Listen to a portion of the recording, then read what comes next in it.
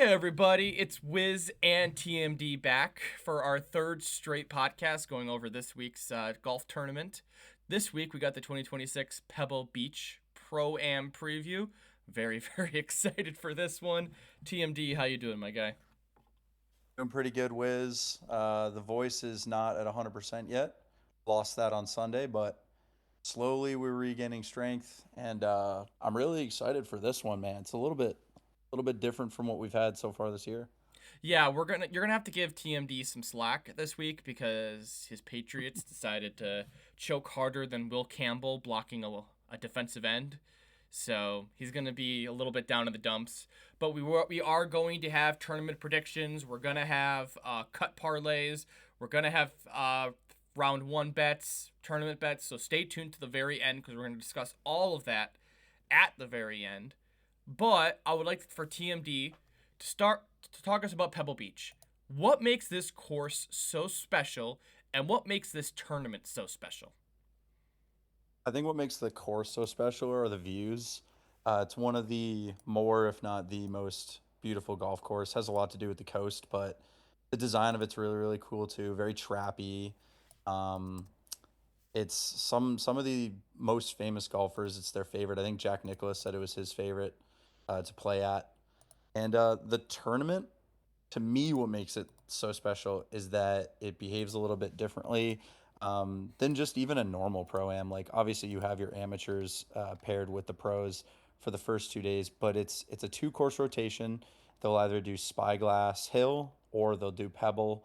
And then they'll do that for Thursday and Friday, and then the last two are Pebble Beach exclusively. It's also an 80-man field. We're used to 156, 154, whatever the number is, and there's no cut. So it just makes it a really, really cool first signature event. And I'm really excited that everyone's finally back together. Even the top dogs that are playing at the DP World Tour. Two of my favorite golfers are Shane Lowry and Rory. So glad to see them back. Tommy Fleetwood as well. It's just going to be awesome, really. It's going to be challenging, but at least the weather opens up a little bit that we're still going to see those low scores. Yeah, I mean, we're looking. So if we start looking at the field, obviously we got Scotty and Siwoo, probably the two most consistent golfers of the year so far, along with Ben Griffin will be here. We got Fleetwood, like you mentioned, Henley. I will say I'm very, very happy to see Xander nowhere near the top. He is like towards the middle, which is good because he deserves to be down here with how awful he's been to start the year. Goddard is up around here as well. So anybody that we haven't seen this year that you wanted to highlight? It's got to be Rory. From what I've heard, I have not been watching the DP World Tour. I'm on a box score watch basis only right now, but he's been killing it, and I've heard it looks a lot like vintage Rory. He was going to switch to cavity back irons instead of his blades. I said you're probably full of shit, and I was right. I wish that was a bet. He's sticking with the blades. Really excited to see him. Shane Lowry's a guy that I'm gonna hammer home all year. Wiz, he's my favorite golfer, so that's a guy I'm excited for you to watch in this tournament. They actually both finished first and second last year, coincidentally. Well, why on here right now are both of them pretty low in shots gained? What are the parameters? Is that for the year? I don't think this is for the. Is this for the year? I'm not 100% sure. Last 6 months, so it's not the year. It's the last 6 months, and they're Yeah, pretty low. At least it's in it's this just leader. taken in the data. Like the other guys are ranking ahead of them because they have strokes gain data, whereas they're just kind of I believe they've played in the last 6 months because they would have played at the Tour Championship, which is weird because I think they did fine. But Okay. Well, then yeah, let's no. talk. Instead of before we get into the golfers that we like the most, obviously we had a different archetype of golfers that we liked last week, and we're not going to talk about it because last week didn't happen. Um, hmm but what type of golfers are we looking for here at Pebble Beach? Definitely a more composed and accurate, very patient, a wedge player. It's definitely a second shot course. you're looking at guys that do well from a proximity of 500 to 100, 100 to 150. It's not going to be one of those long iron spots. It's not going to be power centric. However, Rory did kind of reinvent how to win and uh, off the tee last year. So I guess you could say that that opens up avenues for guys like Goddard, who's really good off the tee, and maybe even Scotty tries to win the same way that Rory did last year. But typically, what we see are guys who are hitting these small greens consistently, and we're dealing with Poana again, and that's just a shame if you hate putting, because that's just going to be difficult. So it's shot making, getting onto the green, and scrambling too. I know we talked a couple weeks ago about scrambling at what was that, the Farmers, and so Yes. That was at now Torrey we get to Pines, right? really, yeah, we get to really see scrambling come into effect. Those greenside bunkers are annoying.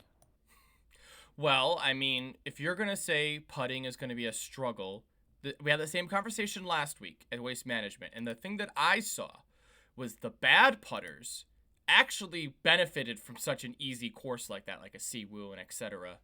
Would you say the opposite is this week, that you really want to get those elite putters? I would say yes. Typically, always I want guys who can finish holes. But what's frustrated me is that I've tailed these good putters in weeks past. I haven't always gotten the good luck. Like guys like Nick Taylor, guys like Sam Burns. Sam Burns was terrible last week. It makes me not even want to touch him, but he is a guy that's going to be good Sold my cut for this. parlay, man. There was Yeah, his odds were so great to make the cut. He was like the dejuicer for that cut parlay. I was so frustrated. yeah. But round one, it's going to be a little different. I'm going to say this again towards the end when we talk about it, but tomorrow could be the day to go low, go way low, just because a little wet, little soft out there. Pretty poor weather today, but it's going to be a whole lot nicer tomorrow. So I would say, back the good putters here. It can't hurt to be good on POA. Well, I mean, so let's start getting into the golfers that we want to highlight. I got my pen and my paper right here, so I can start writing some names down, so we can discuss plays at the end. But I mean, I would be remiss to not talk about Harry Hall at the beginning of of a podcast when we want putting. Hall has been good this so far this year. Consistent performances. Only had one really bad round, and that was round two at the Waste Management Open. Is there any reason that we should take Harry Hall this week, or is he somebody you're just like, all right, I cannot believe what I saw out in Arizona? No, I oh, I just pulled up Harry Higgs on my screen as well. Hold on. Yeah. So and I'm still kind of right here. What I was about to say was the short game's been great, especially in the last whole year. I'd say probably 12-month span for Harry Hall. He was so killer last year. I do think that a guy with the archetype like him, like his, can do very well. He's not particularly crazy on this course, but like it's not as predictive as these other ones. His two finishes were T38, T58. Didn't have a lot of strokes gained across the board. Only gained in around the green, and then approached the year 2 years prior in 2023. Um, but he's a guy that can really fill the kind of gaps that you want to when you're battling on this course. He's gained almost a full stroke putting in the past 2 years. I love that. I think that that's just going to help. I don't know his scrambling numbers to tell you the truth. If we can find that out, that would help a lot because that's going to make me actually right. Um, I'm not 100% sure where that would be on his player card here. Let me see if what do they use for an acronym for scrambling on BetSpurt? I don't. Oh, I think I just go to around the green. If you go on his player page and you go view by in the top like middle left, you can change it to around the green. It's going to pull up those numbers for you. Got it. Okay, so scrambling about 65%, which is actually above average. Short grass is about 69. Strokes gained around the green is at about 0.38, which is above average. So, This is good. This is yeah. good. Do we care? Like we talked about it a lot last week. Do we care about past experience on this course?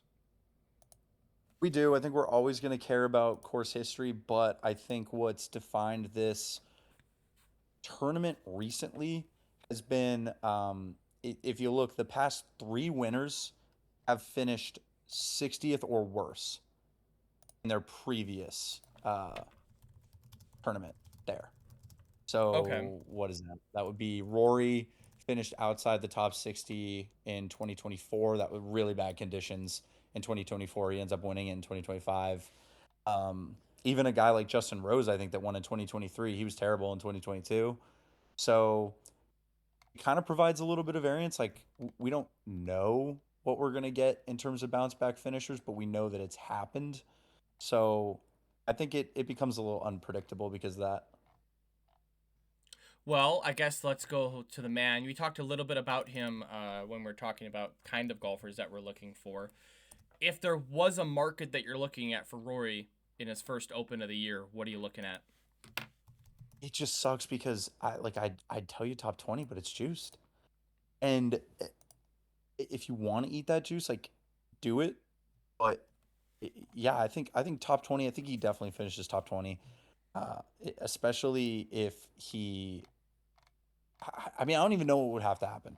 He's playing phenomenal right now. He was great all of last year. Wasn't the best after the Masters, but like even he understands why that was. Like now he's back. Now he's really, really back to this top form. He's the second best golfer in the world. I just don't. If people want to take top 10, that maybe would be where I want to attack. But How you feeling um, about 69.5 round one tomorrow? smash. Like I think it's happening. Like, and I'm gonna say this like 100 times when we wrap this one up when we're talking about round one. There's gonna be a lot of guys that you'll ask me, hey, are they gonna go under on round one? I'll say yes. And Rory's definitely one of those guys. I mean, he could throw up a 64. I wouldn't be surprised. Okay. I do want to mention next because I mean Roy is a little bit juiced on some books. I understand that. When are we going to respect Goddard? When is that point gonna come? Well, right now he's top five right now. I Would you can't believe say in 2026 he's the best golfer on tour? he'll never grab the number one spot in terms of like official I know ranking. Scotty's been great. That's not what I'm saying. I'm saying like just if you look at the sample size of this year, would you say Goddard present the best year so far? Yeah. And so yeah, I guess the answer would be yes. If he, it, when we talk about the best golfers of the year, obviously it's so largely dependent on the majors. But when we look at it right now, why not Goddard up? Why not Goddard up for the Masters? Why not him for the U.S. Open? Like he's shown he can do it on these courses. After that, like I don't know, a PGA Championship might be in the books. Who knows? He's hot. He can do a lot of things well. And above that, even when his putting, even when he's losing strokes putting or around the green, he's been that good. Tee to green, he's been that good off the tee. He's been that good on approach. Where he's just been dominating like crazy. And it's made up for the fact that, yeah, he's not the best putter in the world. It's just if that putter is okay, you're looking at like, like how Siwoo's been. Just 8 under in a day. Boom. Just like that. Has he really never played at Pebble Beach? No, no, he hasn't. Wow. This is his first That shot is here. So very interesting. Um, is there anyone else that I wanted to specifically mention before I let you? I mean, we could talk about Siwoo Kim every single time. At this point, like top 20s locked and loaded every single tournament for him. He can have a god awful round one and he can still somehow pull it out. I mean, we found out last week that Siwoo is the goat. So I would say right now, like Goddard has his courses where he's a specialist at. I would say unless you need to be the best driving distance guy in the world, Siwoo's the most consistent golfer on the tour, for my money right now. been this year, yeah. But when you take out off the tee numbers, yeah, Siwa's been he's gained most strokes on approach so far. So yeah, he's been great. Okay. Otherwise, again, like TMD said, it is a smaller I don't even know what you call it, field this week, only about 80, 85 people. We talked about accuracy. That's going to be something we need, especially with putting. So, what about somebody like Tommy Fleetwood, who we haven't seen much in 2026? I think he honestly could win this whole thing. I think he's up there with Scotty, with Rory, with say like Rosie too.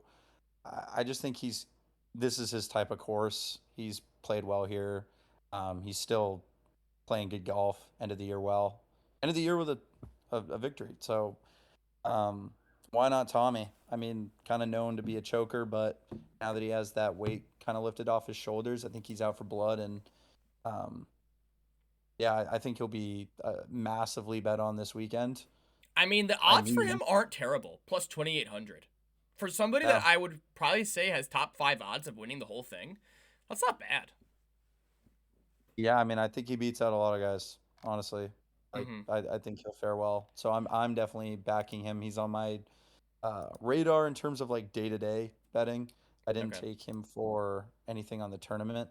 Still could, but And I think again before we talk about our last second leans going into like what we're actually gonna bet on, I gotta let you talk about Hideki, man.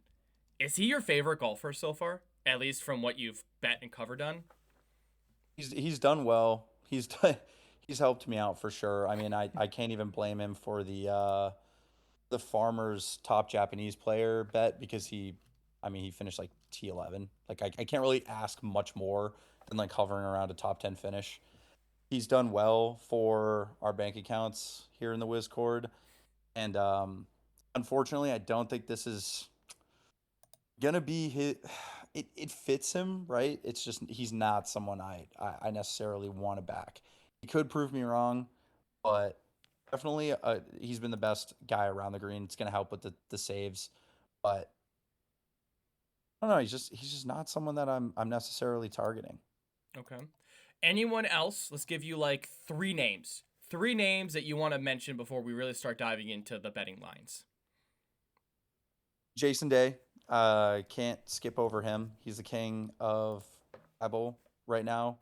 Um, his finishes in the past 10 years have been only great. I think his worst finish was T24, maybe 25, something like that. Yeah, so in the last few years at the Pebble Beach Open, 13, 6, 24, 7, 4, and then 21 when it hosted the US Open, 4, 2, 5, 11, 4. So his worst, he has two finishes outside of the top 15 ever on this course, and one of them was in the US Open. So, I mean, yeah, Yeah, I don't blame you there at all. And his odds are pretty off. Like they're great from like a value perspective, but like Vegas does not agree with you that this is Jason Day's day or yeah. weekend, I guess. And he's not playing bad. No, He's playing. I agree with you. He's had some really good stretches. What did he finish? He finished top five in Amex. Um, Yeah, was near the top in Farmers out before round four. I mean, I agree with you. I'm surprised that the lines for him are so low. I guess I'm just very shocked. I get for Jason Day. But who else do you like? I love Russell Henley. I We'll mean, get who to talk doesn't? about him in 5 minutes, but he's kind of perfectly modeled for this, other than Scotty. Just when you take the driver away on a course where only I think it's like 45 to 55% of holes are going to use drivers, like once you take that part away and you just go for pure accuracy, there's really no one better. And Russ recently, he's only been, I mean, he's done top 20 what, how many times out of his last 10 rounds? It's crazy. So he's hot, he's made for the course. It fits his game. Pretty good course history. It's just I don't know why everyone isn't backing Russell Henley. Well, he has two top 20 finishes this season in two appearances. Last year, he was 13 for 19 on top 20s, and over half of his tournaments, he was in the top 10, including a win. Crazy. He's top 10 in the world right now. So good, so accurate, so poised. I mean, this is our guy. All right. This I have him not only in the pre-tournament, I have him in round one too. Well, So I would say this is your big dog that you love. Give me a underdog. Give me somebody that you think's gonna surprise people. You know what? Let me pull up the outright market right now, and I'm gonna Okay. scroll. I'm gonna say, oh, should I try to even go for like the 100 to 1? You know what? Alex Noren could be a guy. Wow, Norn again? Yeah, I mean, great golfer, used to weather.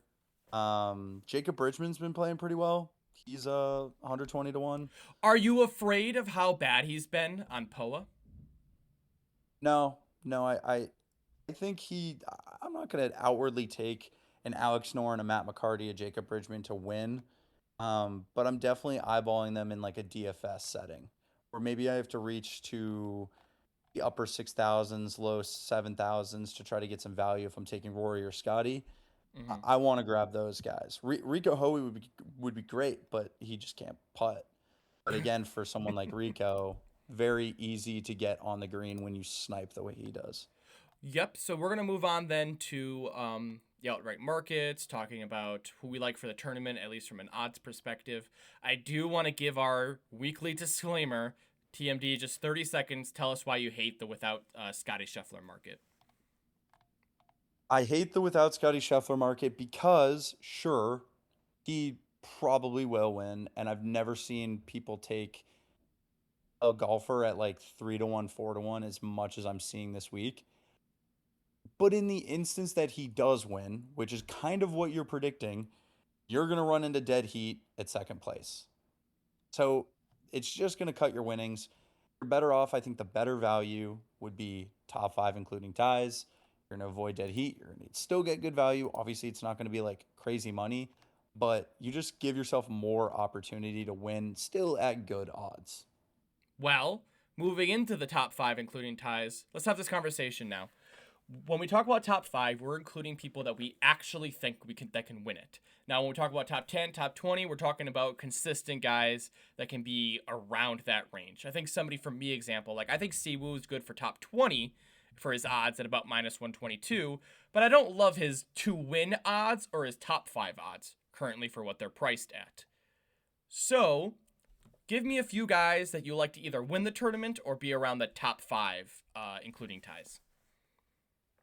So obviously we got Russell Henley. I'm gonna obviously say Chef, Rory, they're gonna be in there. Fleetwood Would you probably will buy be in there. would you buy Scheffler at minus 154 for top five, or is Scheffler off your list? I wouldn't. Those are just terrible, terrible odds, and I'm not gonna. I bet you he'll be top five, but I'm not drinking that juice. There's a lot that could happen. Do you think he could Um, struggle round one again and you could bet it live? no, I don't think he'll ever do that again. I actually Oh, so don't the one know time I the. put heavy units on Scotty Scheffler to perform in round one, he absolutely craps the bed, and then the next three rounds, he looks like Tiger Woods in 1999. Yeah, that was actually his worst round in the last 100 rounds. Of course it was. Of course it was. All right, so Henley, you like? Who did you say after that? Chef, Rory, Fleets, and then I'll also say Justin Rose. Okay. I Justin Rose deserves it after what he's done this year. Victor Tell me, Hovland. Victor Hovland. Gotta throw him in there. I can't allow you to proceed without saying Victor Hovland. I actually am a little bit unfamiliar. I must be missing him. Oh, here he is. Yeah, I see him now. Tell me a little bit about Vic. East. Ball striking king. He's on right now. It's just kind of like my main description is Victor Hovland is really good at golf and he's playing great golf and this is going to be a tournament that he shreds. Okay. Um. So we got Henley, McIlroy, Fleetwood, Rose, and Hovland. I would say for the bang for the buck, I think Fleetwood is the one that interests me the most, to be honest, especially top 10, sitting at plus 200. But those are our favorites. I would say if you want to go for any long shots, so anything like, let's say, post plus 4,000 after Nap. We talked about Jason Day. Jason Day is currently sitting at plus 4,600, plus 680 for a top five finish. Is he somebody you would take a long shot on? Yeah, I would. He's proven that he can do it. He's playing good golf. I think he fits the course so well. Like, if you're really trying to give the most, like the safest bet at decent odds, where you're not taking Chef or Auroras, I think that's your guy. Okay. So we have these six guys as people we really like for the top five or maybe top 10. And again, all of our official plays will be posted in Discord. I think TMD's already gotten started on a couple of them, which I haven't seen yet. So I'm glad I'm not going into this with any bias. But if we were to take any long shots at top 20, including ties, which is like the top fourth of the leaderboard, I mean, Jason Day sitting at plus 126 is kind of interesting. We didn't mention Straka, but I think Straka could have a decent outing today. Would you agree? Yeah, he's the most tipped golfer to win this tournament. Oh, really? Yeah, Oh, he wow. just has really good value, Mm-hmm. and he's a Um, guy that like absolutely can do it. yeah, if you want to burn money, and hey, some people like just like wasting money and giving it back to the books. That's totally fine. If you want to take Jordan Spieth top 20, go for it and enjoy not having money anymore. Because man, did he look awful last weekend. My God. Second, he went through, I think it was hole 9 on the back nine. With that double, he just kind of fizzled. Just Yeah, wasn't anything on Friday. It's cut, wasn't even close, and that was kind of sad. It was my uh only pre-tournament loss, which was I know. nice. Sorry about that. I'm surprised you didn't mention Kurt. Not a course you like him at? Sucks in signature events. Sucks in signature. He's one of the worst. Just and especially after I don't think he was terrible. He can't putt. He really can't putt, and you just can't trust guys like that. Okay. Well, then let me ask you this. If I gave you $10 to bet anybody to win this tournament, from a value perspective, who are you taking? That's a really that's a really good question. There aren't too many long shots that I like, but why not Aaron Rye? Wow, I didn't know if we are going to mention Aaron Rye yet. There's good enough, spike putting. He's a guy that's good with his irons and he can really throw darts. Maybe even a Nick Taylor, but he just No, has been pissing me off no, recently. no, Nick So Taylor. Don't talk to me about Nick Taylor. I'm gonna stick with Aaron Rye. I think he's definitely a worthy long shot. If you're looking to add one to your catalog of outrights, why not Aaron Rye? Well, then, before I let you go, anything that you're specifically targeting round one for a round score. Most we don't have really birdies. We don't have fairways yet. That'll come soon, and maybe even. Oh, we do have a couple actually. I apologize. Any bets that you're specifically targeting round one? I know Aaron Rye has a 3.5 birdies line and a 70.5 round score. Um, Anybody that you're specifically looking at right now? I think that, and I really mean it when I say it. You could honestly close your eyes and pick an under for tomorrow. Like Wow, for you're the that most part, confident. And that's crazy because I've seen a lot of people on overs so far. Why are you all in on unders? the weather's going to be really really nice.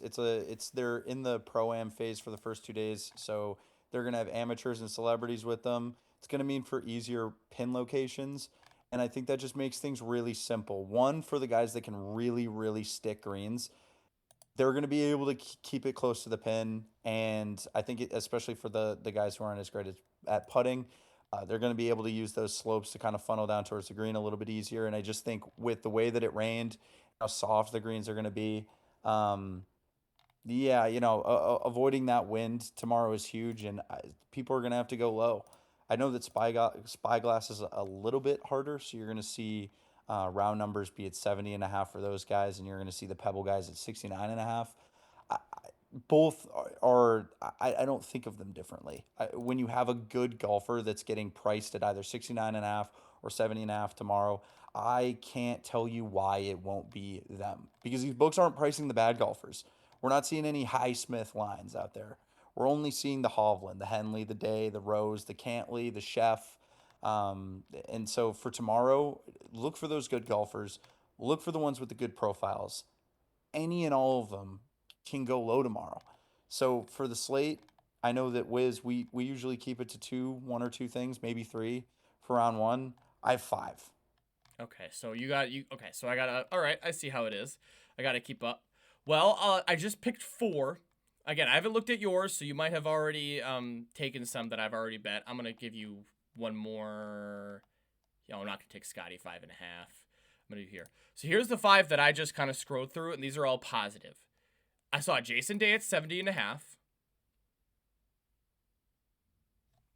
I'm asking. Oh, do you? I'm pausing for you to comment really quick. Okay, okay. I didn't know if you wanted me No, no, to no. You're like good. You're good. confirm. So Jason Day 70.5. I also took it. Okay. Got her up under 69.5.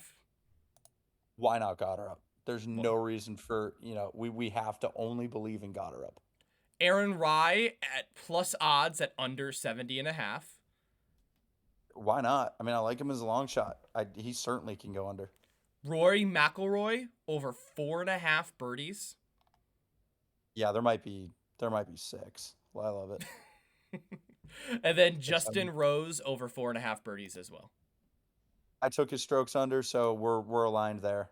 Okay. And again, these aren't official. These are just like my first instincts, but expect a big round one card tomorrow. I know me and TMD are about to talk some long tournament long props. I'll take a look at what he's posted so far. If you made it this far, I appreciate you guys a ton. We're going to work on making this more appealing and more visually appealing, and maybe we get to see TMD soon face to face in a few months when we get closer to the Masters.